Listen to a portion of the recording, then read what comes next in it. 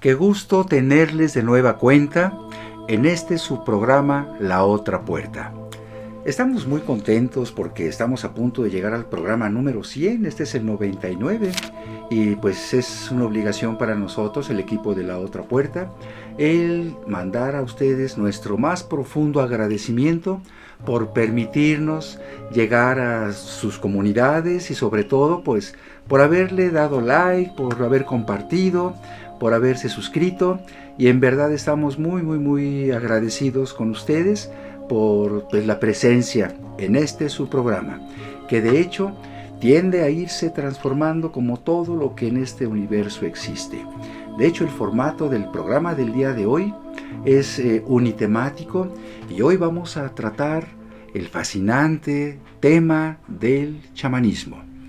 Es un tema que está muy de moda y vemos en las grandes ciudades como en centros holísticos, en centros esotéricos, en centros de iniciación y escuelas filosóficas, pues comienza a ser cada vez más intensa la demanda, la curiosidad y el apetito de saber más sobre este tema tan profundo, tan legendario, que es tan antiguo, que se pierde en la historia registrada de nuestra especie.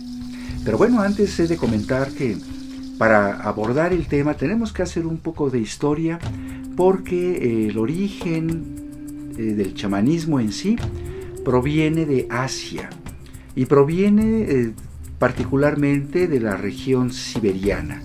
Pero para que el chamanismo en Siberia tuviese que haber existido, tuvieron que pasar aproximadamente más de 250,000 años cuando nuestra especie salió de África y convivió con otras especies humanas hoy ya extintas, que es tema de otro futuro programa, que se va a titular de hecho las otras 8 especies humanas que se extinguieron. Es muy interesante, ya les avisaremos con tiempo este tema tan interesante. Pero tratando del chamanismo, vamos a iniciar la historia desde la presencia humana en Siberia. Siberia está en el noreste asiático y pertenece a la Federación Rusa hoy.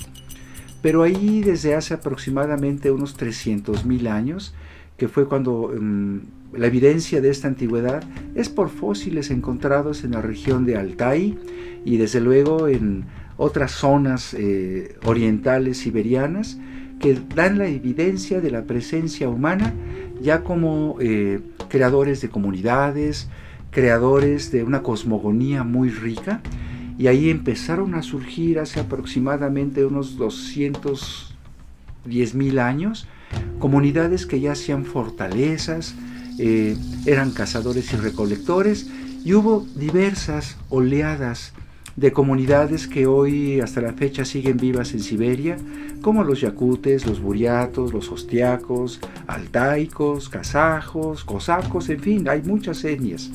Pero de las más importantes son los buriatos y los yakutes, como los chukchi, que habitaron prácticamente en el noreste extremo de Asia, y se dice que hubo sucesivas oleadas de migrantes que salían de Asia por el estrecho de Bering cuando estaba congelado, y después cuando pudo ser transitado sobre tierra firme una vez que el hielo comenzó prácticamente a derretirse. Había una carrera prácticamente siguiendo comunidades humanas, a animales de gran talla como los mamuts, los bisontes, búfalos, grandes camellos, había caballo americano que llegó justamente de Asia, y en sucesivas oleadas diversas comunidades humanas ingresaron al continente americano por el norte. Pero para esto el chamanismo ya existía, y en las comunidades siberianas nativas de Siberia se tiene la creencia de que son 3 los mundos que puede concebir la conciencia humana. Es el mundo celestial, el mundo terrenal y el mundo subterráneo o inframundo.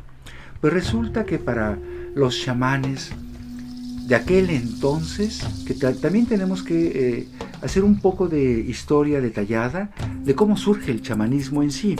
Imagínense ustedes en tiempos prehistóricos, cuando había hambruna, pues las personas consumían y comían plantas, comían animales, lo que podían. y algunas de estas plantas eran alucinógenas, de tal manera que cuando se intoxicaban involuntariamente y por hambre, hombres y mujeres chamanes entraban en un estado alterado de conciencia en tiempos prehistóricos, de tal manera que ellos, en su manera de concebir su realidad, empezaban a ver cosas que los demás no. Tenían visiones, tenían sensibilidad profética, podían desarrollar incluso la manera de dialogar con los animales, con el mundo vegetal, incluso hasta con las energías invisibles, porque también se tiene la creencia en dos mundos colaterales, el mundo natural y el sobrenatural, el mundo invisible.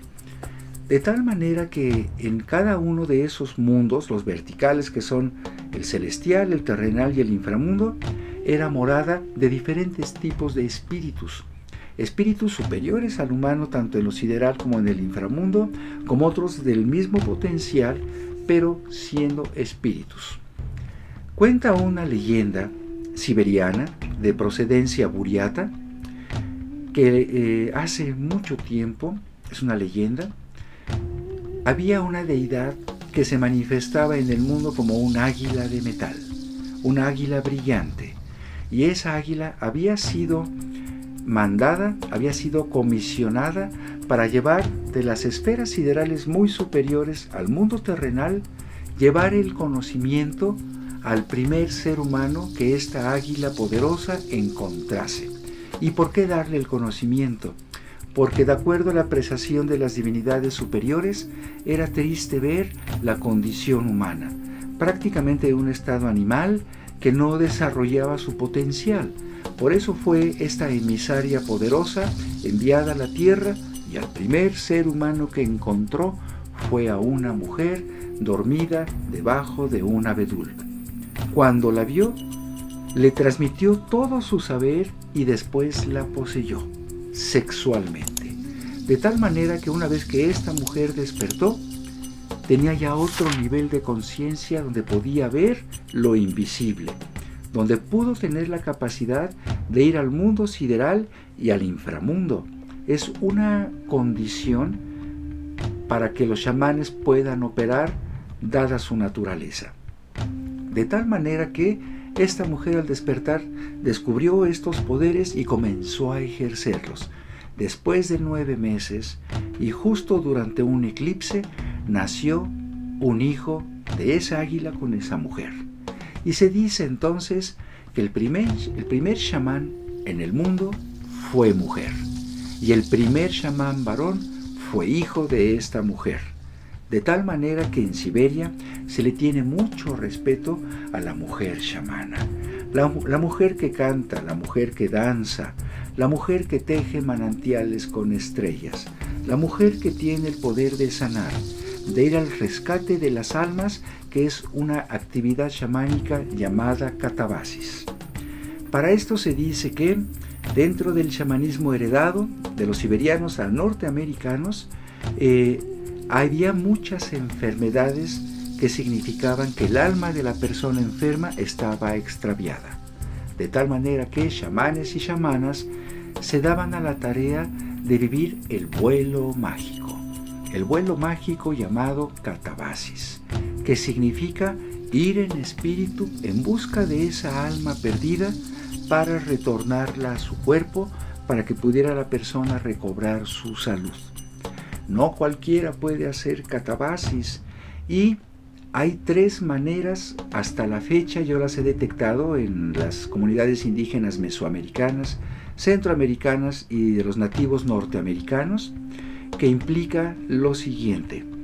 Hay 3 maneras de que aparezcan los chamanes. Primero es por una conducta insólita, no común, que consiste en cuanto un niño o una niña pequeños nacen, vienen encamisados completamente. Encamisados significa que tienen la placenta totalmente como una cubierta de tejidos que aluden a que ese bebé va a tener mucho poder. Cuando el bebé, niña o niño, solo nace con la cabeza cubierta con un fragmento de placenta, se dice que tiene poder, pero no tanto como el que está completamente inmerso. También se dice que lloran 3 veces antes de nacer, dentro del vientre de su mamá.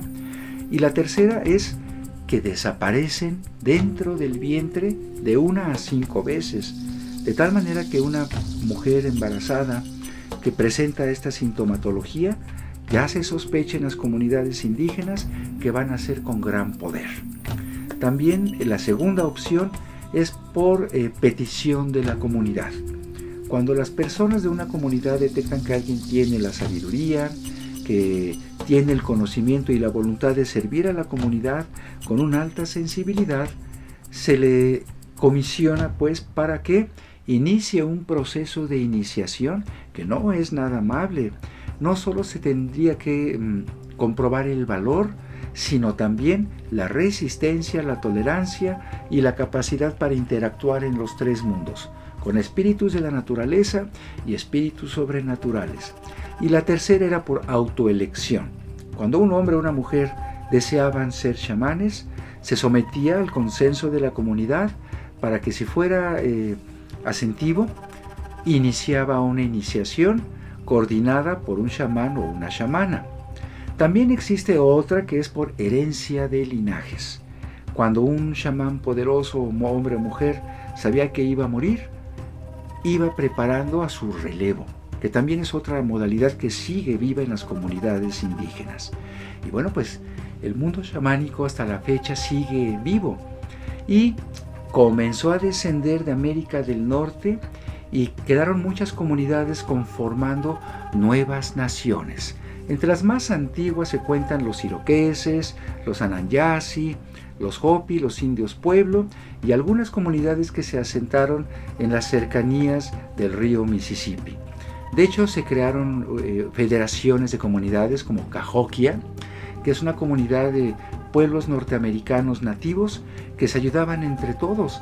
Y se dice que Cahokia tenía su frontera al norte en la zona de los lagos entre Estados Unidos y el Canadá, y hacia el sur se dice que llegaba prácticamente al sur de Texas y hasta el norte de Coahuila. Era una gran federación que no eran grandes constructores, pero desarrollaron grandes talentos espirituales.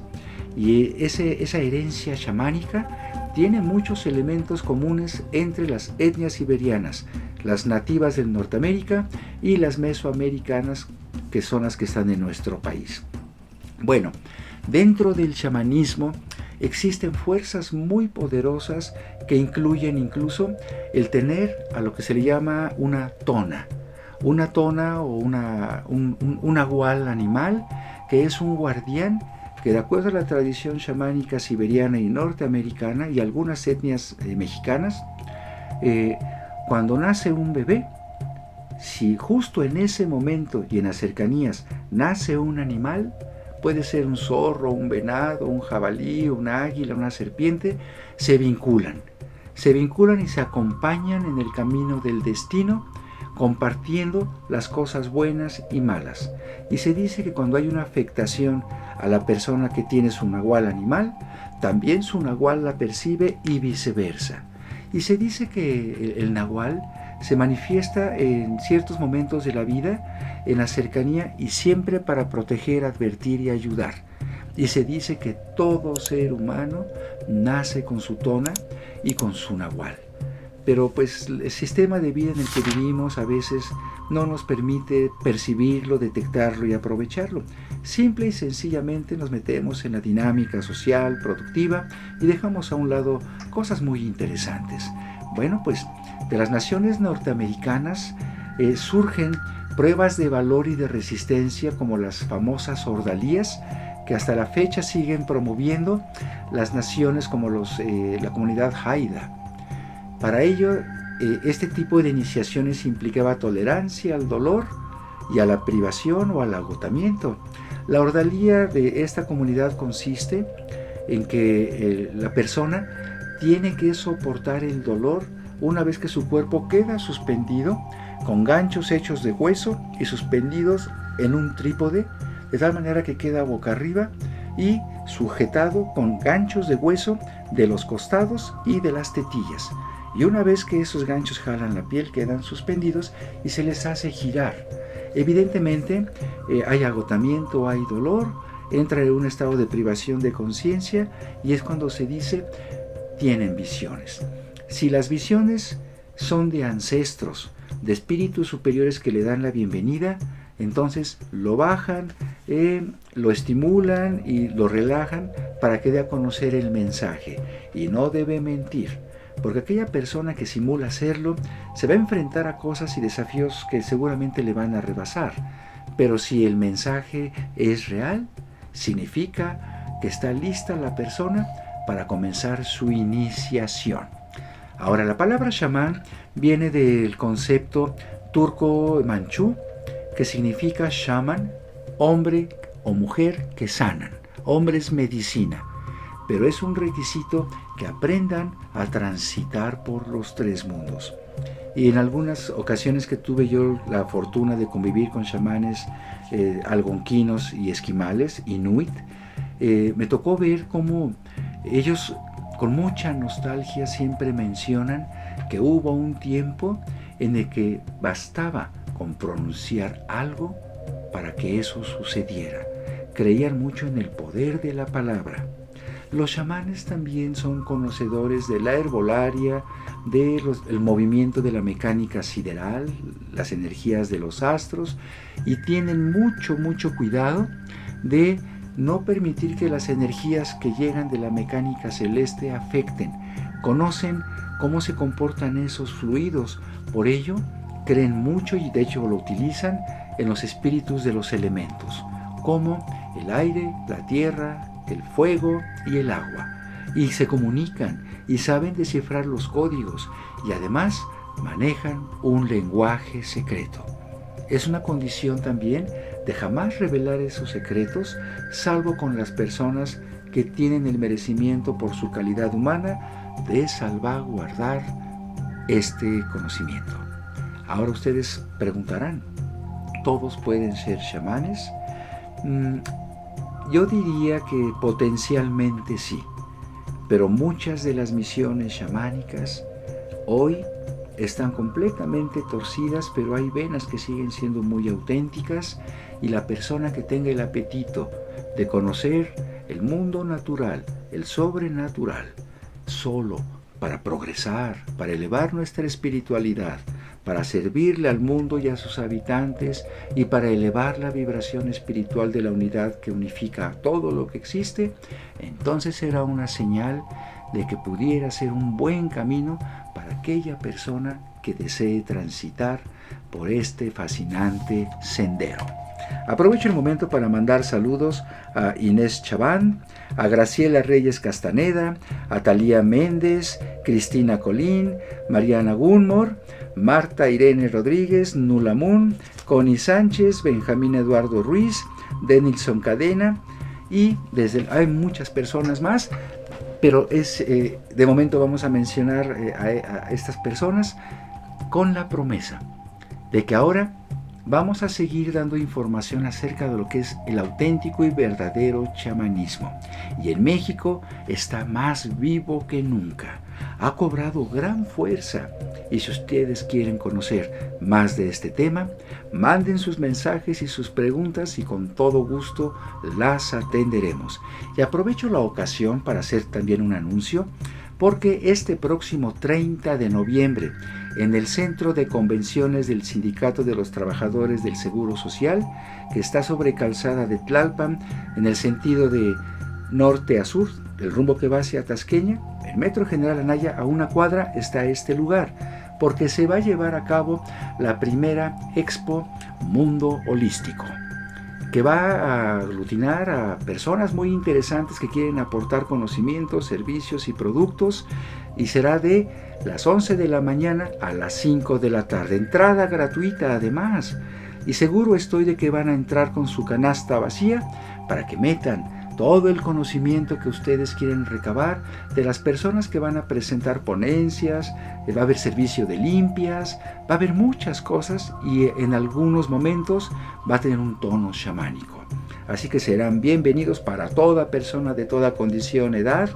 Nosotros somos de mentalidad muy abierta y seguramente será un evento muy exitoso en el cual pues les sugerimos que asistan, Van a tener una experiencia muy grata. Se va a hablar también del turismo mágico en México, que por cierto es el tema de nuestro próximo programa.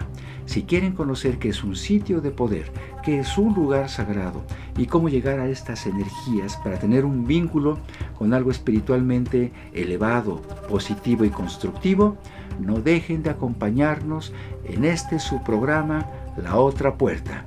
Y no olviden, por favor, seguirse suscribiendo, compartan sus comentarios y denle like, que estamos para corresponderles, y entonces nos veremos muy pronto, un poco más allá de la otra puerta. Hasta entonces.